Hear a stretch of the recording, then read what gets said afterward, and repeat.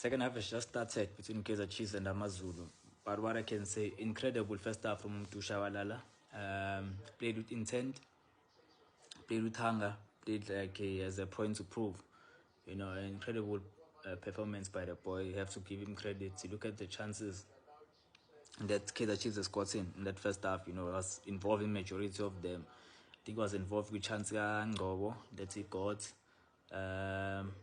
Was involved in the chance that Ukanyisa Mayo fumbled, you know, denying Pulemodi a goal. I think it was involved, if I remember correctly, you know. But incredible performance by him too. Those are the type of performances that you have to pull as a Kaizer Chiefs player, you know. Hopefully can remain consistent, keep on giving out these performances. You know, he's a talented player. He should play like a talented player. He should play with hunger and play with passion and represent that badge, you know, and show the heart that he is Kaizer Chiefs through and through.